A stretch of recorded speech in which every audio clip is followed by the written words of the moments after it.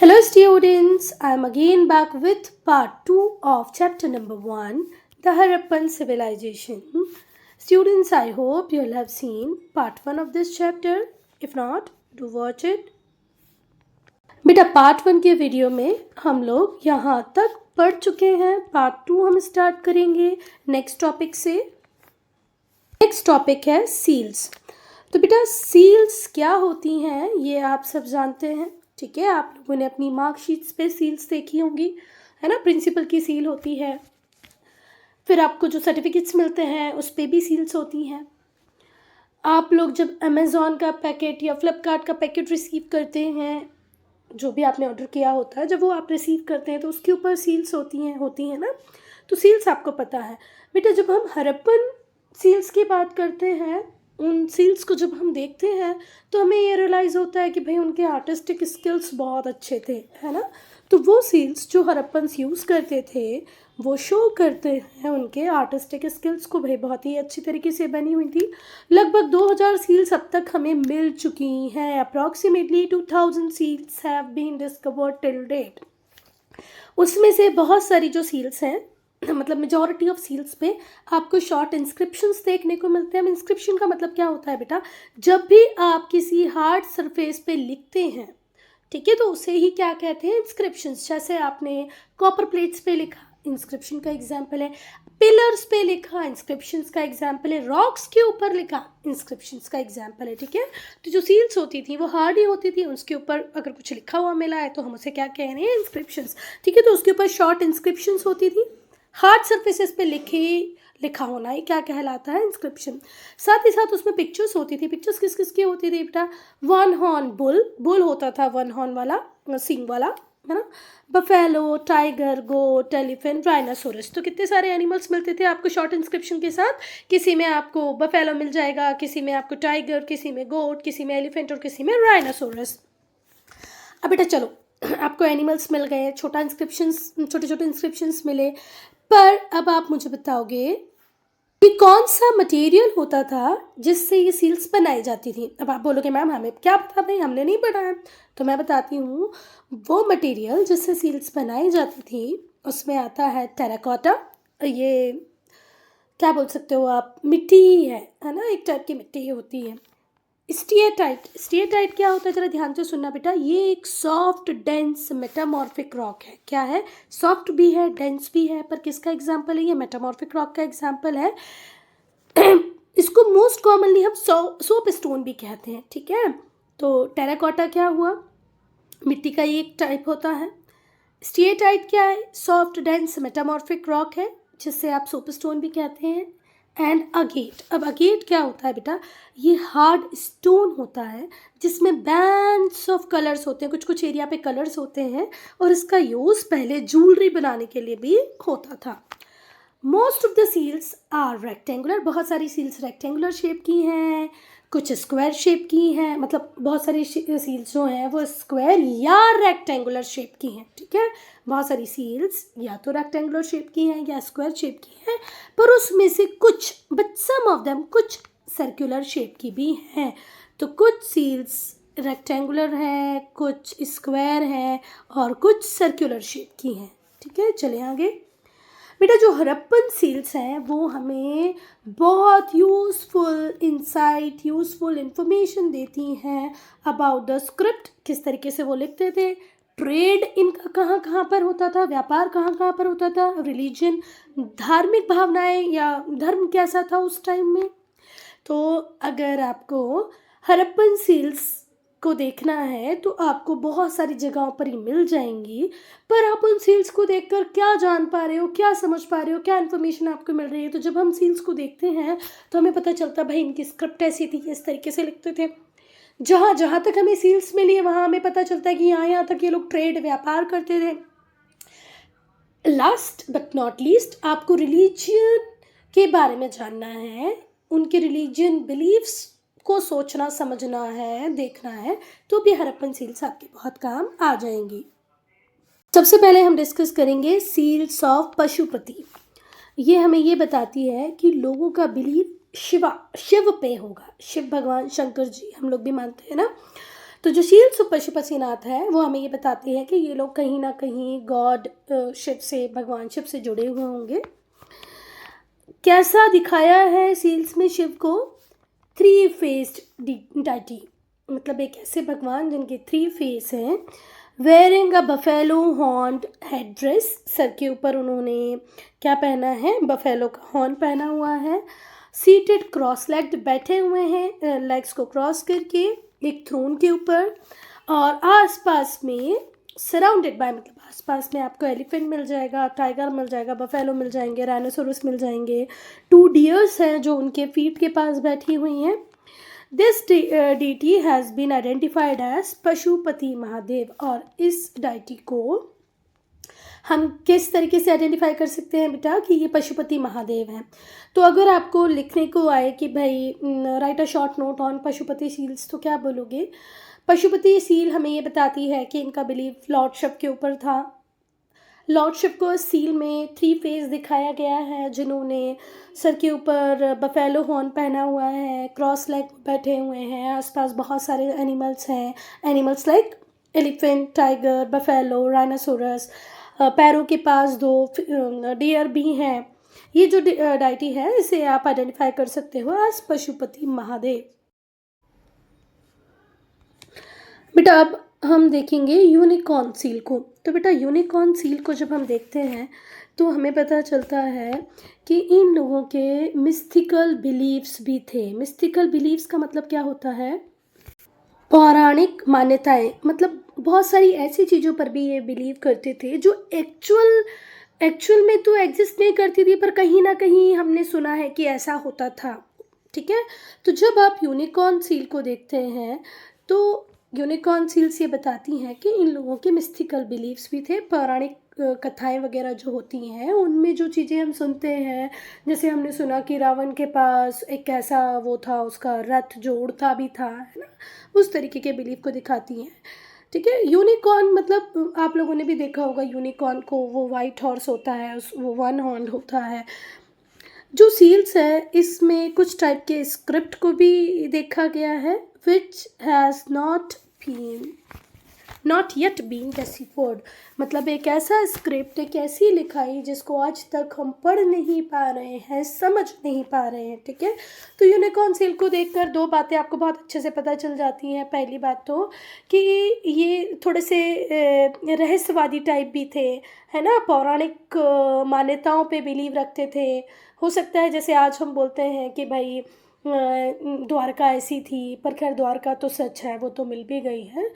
कैसे बता सकते हैं आप, वो आप लोगों ने महाभारत देखी होगी ना, तो महाभारत में जब तीर चलते थे तो बीच में आग आ जाती थी। अब रियल में हमें क्या पता ऐसा था कि नहीं था, तो हम वैसा ही कुछ ऐसा समझ लो आप।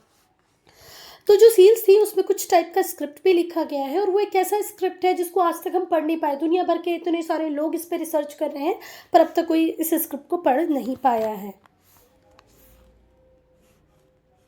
बेटा। अच्छा, जो सील्स थी उन्हें प्रोड्यूस किया जाता था मेनली कमर्शियल पर्पसेस के लिए। ठीक है, आज भी सील का यूज़ बेसिकली कमर्शियल पर्पस के लिए ही होता है। जो सील्स हैं उनका यूज़ बेटा सबसे पहले आपको करना क्या है, एक बैग में अपने जो भी गुड्स है उसको फिल कर देना है। भर दिया है, अब गुड भर गया है। अब आपको इसको यहाँ से नॉट बांधनी है। तो कैसा दिखेगा ये बैग? कुछ इस तरीके से दिखने लग जाएगा। यहाँ पर हमने नॉट बांध दी। अब इस नॉट के ऊपर हम जो वेट क्ले होती है, गीली जो मिट्टी होती है, उसको अप्लाई करेंगे, और फिर जो भी सील हमारी होगी उस सील को यहाँ पर प्रेस कर देंगे। समझ में आ रही बात? ये क्ले रही और यहाँ पर आपने सील को प्रेस कर दिया। क्लियर है? अब जो सील पे बना हुआ जो भी आपका स्क्रिप्ट होगी वो उस वेट क्ले पे आ जाएगी। जो भी कुछ एनिमल का जो पिक्चर होगा वो उस क्ले पर आ जाएगा, मतलब सील अपना इम्प्रेशन वहाँ पर छोड़ देगी। If the bag reached it's destination, अगर ये बैग अपने डेस्टिनेशन तक उस सील के साथ पहुंचता है और वो सील इंटैक्ट रहती है, मतलब उससे कुछ भी छेड़छाड़ नहीं होती, वो टूटी वूटी नहीं होती है, इसका मतलब है कि जो पैसेज था उसमें कोई भी छेड़छाड़ उस गुड के साथ नहीं की गई है। If the bag reach its destination with its seals intact, seal अगर वैसी के वैसी ही है, ये इंडिकेट करता है कि उस गुड्स के साथ किसी ने कोई छेड़छाड़ नहीं की है, उस गुड्स को किसी ने देखा खोला नहीं है, कोई टैम्परिंग पूरे पैसेज में नहीं हुई है। ठीक है। It also conveyed the identity of the sender और द ऑनर। बेटा उस गुड का जो ऑनर था उसकी आइडेंटिटी सील दिखाती है, जो ट्रेडर था, जो सेंडर था, उसकी आइडेंटिटी ये सील दिखाती है। तो सील पहली बात तो ये इंश्योर कराती है कि अगर कोई गुड यहाँ से यहाँ भेजा गया, सील इंटैक्ट है, इट मीन्स कोई रास्ते में उसके साथ उसे टेम्पर नहीं किया गया है।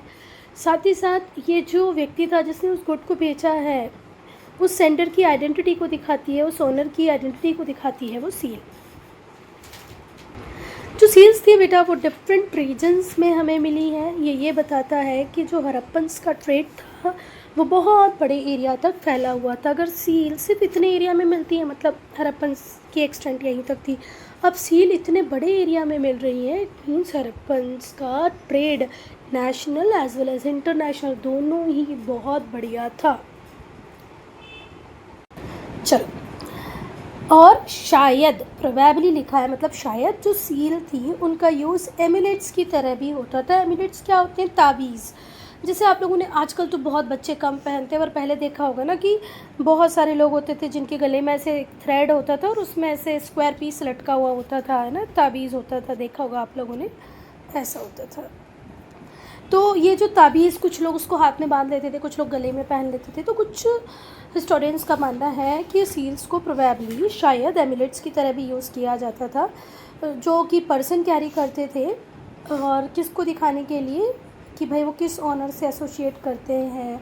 जैसे हम हमारे स्कूल में जाते हैं तो हमारे पास आई कार्ड होता है, टीचर्स का आई कार्ड होता है, स्टूडेंट्स का आई कार्ड होता है। इन द सेम वे जो ऑनर होते थे वो अपने सारे एम्प्लॉयज़ को उस टाइम में भी शायद एमुलेट्स डिस्ट्रीब्यूट कर देते होंगे, और वो एमुलेट उनके आइडेंटिटी कार्ड की तरह काम करता होगा। जैसे मॉडर्न डे में आइडेंटिटी कार्ड का काम है, वैसे ही उनका भी काम होता होगा। बेटा ये कुछ इमेजेस हैं किसका? सील्स के, जो उस टाइम में यूज़ होती थी। ये तो देखो पूरी बिल्कुल इंटैक्ट है, दिख रहा है ना। ये यूनिकॉर्न सील है, और ये पशुपति सील है, ये वाली पशुपति सील है, ये कौन सी? ये जो लिखा हुआ है ये इसी को कहते हैं इंस्क्रिप्शन। ठीक है।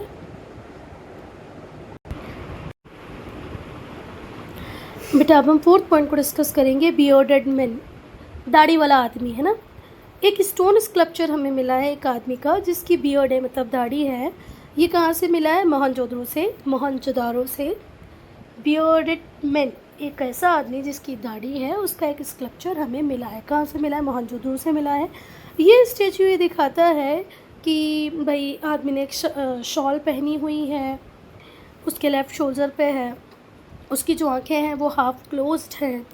तो ऐसे समझ में आ रहा है, या ऐसे हम अनुमान लगा रहे हैं, एस्टिमेट लगा रहे हैं कि भाई हम ऐसे सोच रहे हैं कि हो सकता है वो मेडिटेशन कर रहा हो। कुछ स्कॉलर का बिलीव है कि ये योगी या प्रीस्ट का स्टैचू है। देखो आप चीज़ों को देखकर तरह तरह के अनुमान लगा सकते हो। तो कुछ हिस्टोरियंस, कुछ स्कॉलर्स का कहना है कि ये योगी हैं या प्रीस्ट है। ये जो स्कल्पचर है ये बहुत ज़्यादा हाई आर्टिस्टिक वैल्यूज़ को दिखाता है कि भाई कितने स्किल्ड आर्टिशन होंगे उस टाइम में, मतलब हड़प्पन सिविलाइजेशन में, जिन्होंने इतना ब्यूटीफुल 3 डायमेंशनल फिगर तैयार किया है। देखो बहुत ही प्रिसिशन के साथ तैयार हुआ है। उसकी ये देखो बियर्ड, देखो आप, ये शॉल, और शॉल के ऊपर जो पैटर्न बने हैं, है ना। अब हम डिस्कस करेंगे बेटा डांसिंग गर्ल को। तो डांसिंग गर्ल का जो स्टैचू है ये ब्रोंज से बना हुआ है, और बेटा ये मास्टरपीस कहलाता है कि भाई उस टाइम में स्कल्पचर बनाने की कला में बहुत ज़्यादा डेवलपमेंट हो चुके थे। ये है वो डांसिंग गर्ल का स्टैचू। इसके हैंड गेस्चर्स को देखो, बहुत ही प्रिसिशन के साथ बना हुआ है, और ये किससे बना हुआ है? ब्रोंज से बना हुआ है। तो बेटा ये जो ब्रोंज स्टैचू है डांसिंग गर्ल का, जो मोहनजोदारो में मिला है, ये मास्टरपीस है आर्ट का, और ये दिखाता है high degree of development in the art of sculpture, मूर्ति बनाने की जो कला थी उसमें बहुत ज़्यादा डेवलपमेंट इन लोगों ने कर लिया था। किसने? हड़प्पन्स ने, मोहनजोदड़ो के लोगों ने। ये जो फिगराइन है ये दिखाती है vigour, variety and Ingenuity. Vigour, variety and Ingenuity, क्या मतलब हुआ इसका? तो बेटा ये जो फिगराइन है, ये जो मूर्ति है, ये दिखाती है जोश को, विविधता को, वैरायटी को, इंजेनिटी मतलब सरलता को, कि भाई बहुत वैरायटी थी, बहुत जोश था। जो राइट आर्म है डांसिंग गर्ल का वो उसके हिप पर है, और जो लेफ्ट आर्म है उसमें बहुत सारी चूड़ियाँ हैं। देखो देखो देखो देखो, जो राइट आर्म है वो उसके हिप्स पर है, और जो लेफ्ट वाला है उसमें बहुत सारे बैंगल्स उसने पहने हुए हैं। ठीक है,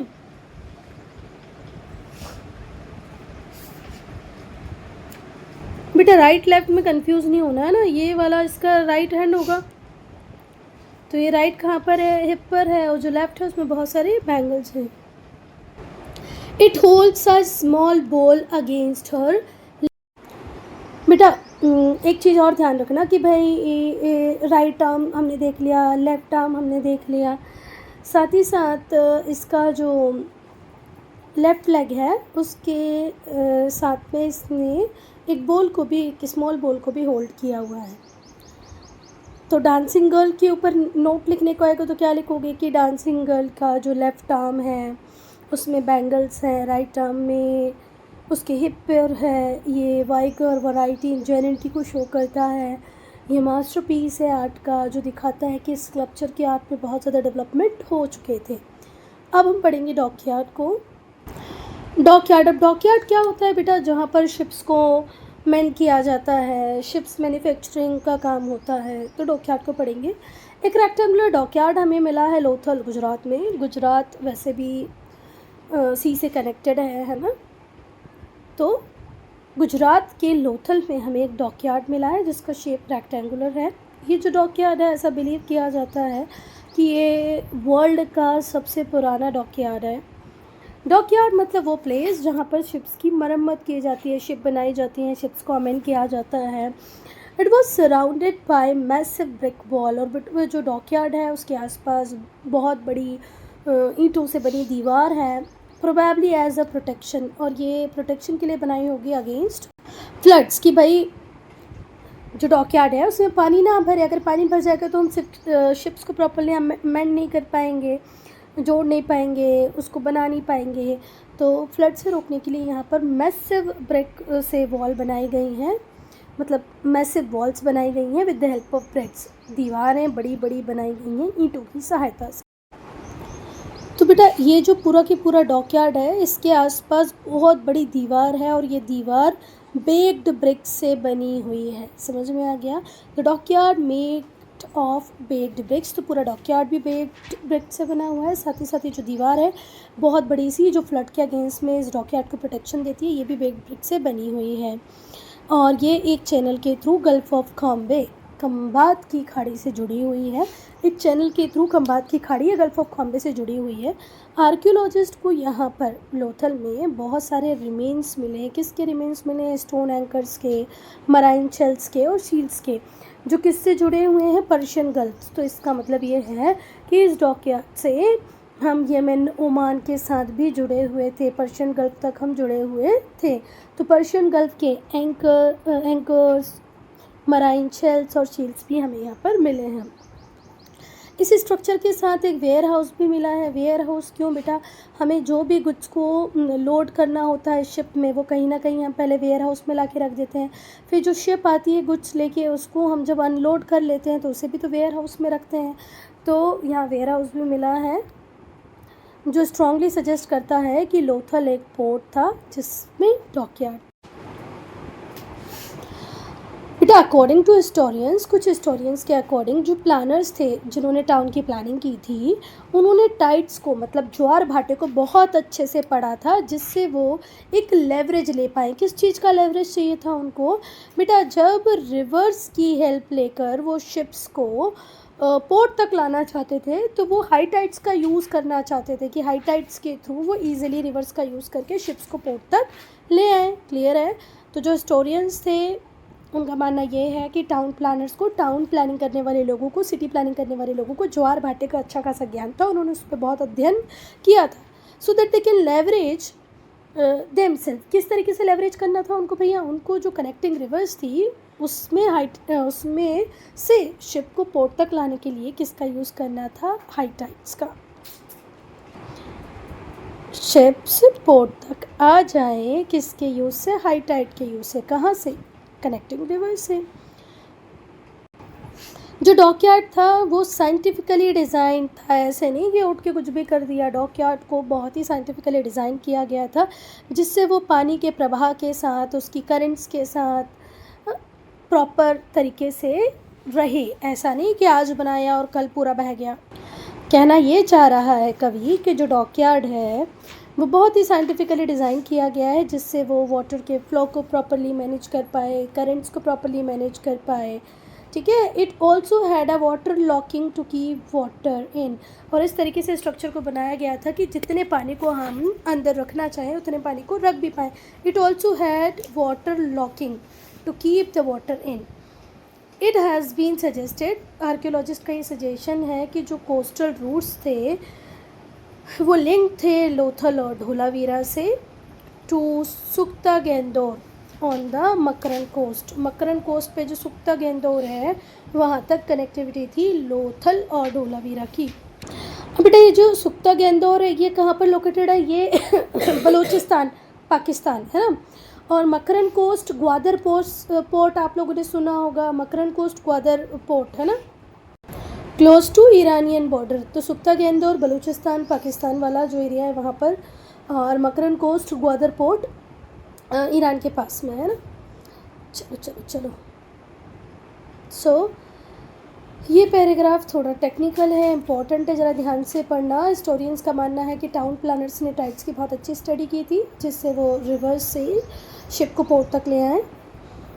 जो डॉकयार्ड था, मतलब किसका यूज़ करके, हाई टाइड का यूज़ करके। जो डॉकयार्ड था वो साइंटिफिकली डिज़ाइन था और पानी उसकी करंट को प्रॉपरली मैनेज कर पाए, इस तरीके से बनाया गया था। जल रोधक, मतलब पानी को अंदर रोकने के लिए भी टेक्नोलॉजी थी। ऐसे सजेस्ट किया जाता है आर्कियोलॉजिस्ट के अकॉर्डिंग कि जो कोस्टल रूट था ये लिंक बनाता है लोथल धोलावीरा के किसके साथ, सुक्ता गेंदोर, जो कहाँ पर है, मकरन कोस्ट। मकरन कोस्ट होता है तो ग्वादर।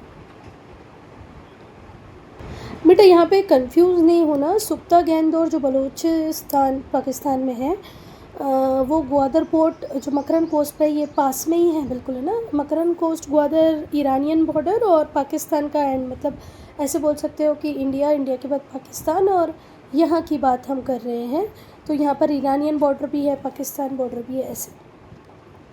लोथल एक इम्पॉर्टेंट ट्रेडिंग और मैन्युफैक्चरिंग सेंटर था इंडस वैली सिविलाइजेशन का। लोथल एक इम्पॉर्टेंट ट्रेडिंग और मैन्युफैक्चरिंग सेक्टर था इंडस वैली सिविलाइजेशन का, और इसके थ्रू ओवरसीज़ ट्रेड होता था, मतलब इंटरनेशनल ट्रेड होता था। इसी को क्रॉस करके हम एक दूसरी जगह जाते थे और ट्रेड करते थे। ये जो डॉकयार्ड था ये फॉलोइंग इन्फॉर्मेशन हमें प्रोवाइड करता है। पहला कि भाई जो ट्रेड था इंडस वैली का वो इंटरनल भी था और एक्सटर्नल भी था। दूसरा ये बताता है कि हाइड्रोलिक नॉलेज बहुत अच्छा था हड़प्पन्स को, क्योंकि जो बोट्स थी को डॉक एट लोथल, बोट्स को डॉक किया जाता था लोथल में। किस तरीके से पानी को अंदर रखना है, पानी में भी हमारा पोर्ट सुरक्षित रहे, उसका अच्छा खासा हाइड्रोलिक नॉलेज इन लोगों के पास था। अब हम ग्रेनरीज़ को डिस्कस करेंगे। तो जो ग्रेनरीज़ हैं वो सेवरल साइट्स पे हमें मिली हैं। कहाँ कहाँ पर मिली हैं? ग्रेनरीज़ का मतलब क्या होता है? जहाँ पर हम फूड ग्रेन्स को स्टोर करके रखते हैं, राइस को, वीट को, जौ को, जहाँ पर आप स्टोर करके रखोगे उसी को क्या बोलेंगे? ग्रेनरीज़। तो जो ग्रेनरीज़ हैं वो हमें मोहनजोदारो, हड़प्पा, लोथल, कालीबंगन में मिली हैं। हड़प्पा में हमें 2 रोज़ मिली हैं जिनमें 6 ग्रेनरी हैं, वो भी हर रो में, मतलब 2 रो हैं और हर रो में 6 ग्रेनरीज़ हैं। इन टोटल 12 ग्रेनरीज़ हुई। जो साउथ है ग्रेनरीज़ का, to the south of the granaries at Harappa working floors, वहाँ पर वर्किंग फ्लोर्स मिले हैं consisting of rows of circular bricks platform, जहाँ पर बड़े बड़े सर्कुलर ब्रेक प्लेटफॉर्म डिस्कवर किए हैं हमने। फिर से ध्यान से सुनना, 2 रो मिली हैं और दोनों रो में 6 ऐसे ग्रेनरीज हैं। ठीक है। और इसके साउथ में, मतलब इसके साउथ में जब आ जाओगे आप तो वहाँ पर आपको एक वर्किंग फ्लोर मिला है जिसमें सर्कुलर ब्रिक्स लगाई गई हैं। सर्कुलर ब्रिक्स नहीं लगाई गई हैं, सर्कुलर ब्रिक्स के प्लेटफॉर्म्स बने हैं इस तरीके से। अब भाई ग्रेनरीज के पास ऐसे सर्कुलर ब्रिक का प्लेटफॉर्म आपको मिला है, तो वो क्यों बनाया गया होगा? ऑब्वियस सी बात है, ग्रेन को थ्रेश करने के लिए। जो भी ग्रेन होती है बेटा, वो एक कवरिंग के अंदर होती है। जैसे आप लोगों ने गेहूँ देखा होगा, तो गेहूँ के ऊपर भी एक कवर होता है, उस कवर को तोड़कर गेहूँ निकाला जाता है और इस प्रोसेस को ही थ्रेसिंग कहते हैं। Because grains wheat and barley were found in the crevices of the floor। एक मिनट, जो वीट है और बार्ले है वो फ्लोर के क्रिवाइसिस में हमें मिली है। तो पहले तो समझो क्रिवाइसिस क्या होते हैं। Narrow long cracks. तो फ्लोर में जो नैरो लॉन्ग क्रैक्स थे उसके अंदर हमें वीट और बार्ले मिला है। और बेटा यहाँ पर 2 रूम्ड बैराक्स भी मिले हैं। ऐसे बैराक मिले हैं जिनका यूज़ होता होगा शायद लेबरर्स को अकोमोडेट करने के लिए। अब बेटा देखो, 6 एक रो में ग्रेनरी है, 6 दूसरे रो में ग्रेनरी है, तो इन ग्रेनरी के देख रेख के लिए हमें लेबर चाहिए होंगे, थ्रेशिंग के लिए लेबर चाहिए होंगे। तो लेबर रहेंगे कहाँ पर? लेबर्स के लिए 2 रूम्ड बैराक्स भी वहाँ पर हमें मिले हैं। कहाँ पर मिले? हड़प्पा में। जो लोकेशन है हड़प्पा की वो रवि रिवर के किनारे पर है ना। तो ऐसा भी हम मान सकते हैं कि यहाँ पर जो ग्रेन्स हैं वो बोट से लाई जाती होंगी। The location of Harappa near the river Ravi suggest that food grains were brought to the place by boat. ये रेस्ड प्लेटफॉर्म पे बना हुआ है और रेस्ड प्लेटफॉर्म पे इसलिए बना गया है कि इसको फ्लड से प्रोटेक्ट किया जा सके। ये रेस्ड प्लेटफॉर्म पे क्यों बना है बेटा? जिससे कि फ्लड से प्रोटेक्शन मिल जाए। जो ग्रेनरी है उसमें वेंटिलेशन है, और वेंटिलेशन किसकी रोकथाम के लिए है? कि माइल्ड्यूड ना हो गेहूँ पे, बार्ले पे, मतलब जौ पे फफूंदी ना आए। The granary had ventilation to prevent grains, जिससे ग्रेन्स को रोका जा सके क्या होने से? खराब होने से, फ्रॉम बिकमिंग माइल्ड्यूड। अब हम स्क्रिप्ट को पढ़ेंगे बेटा।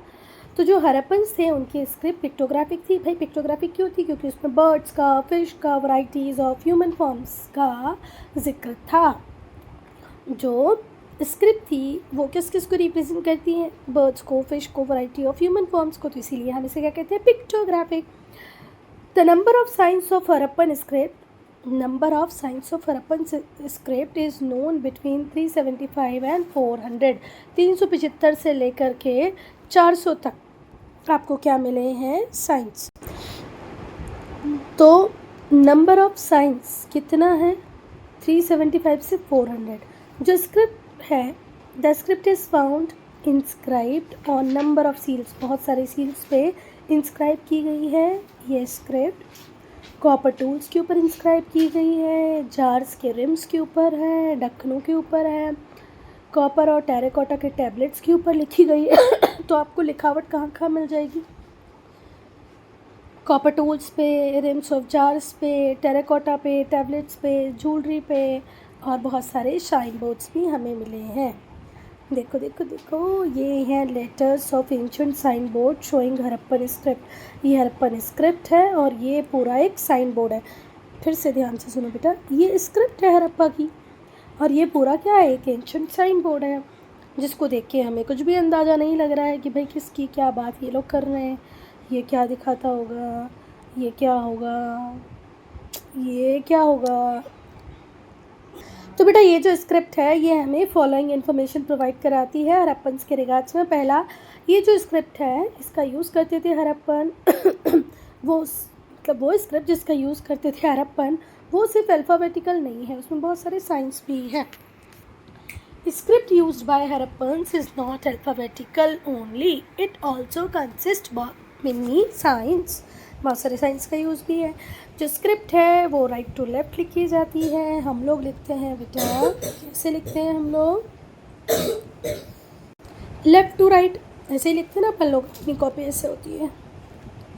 अपन लोग ये लेफ़्ट साइड और ये राइट साइड है तो अपन लोग ऐसे लिखते हैं, पर ये लोग लिखते थे कैसे ही, राइट टू लेफ़्ट, जैसे उर्दू लिखते हैं ना, ऐसे लिखते थे। चलो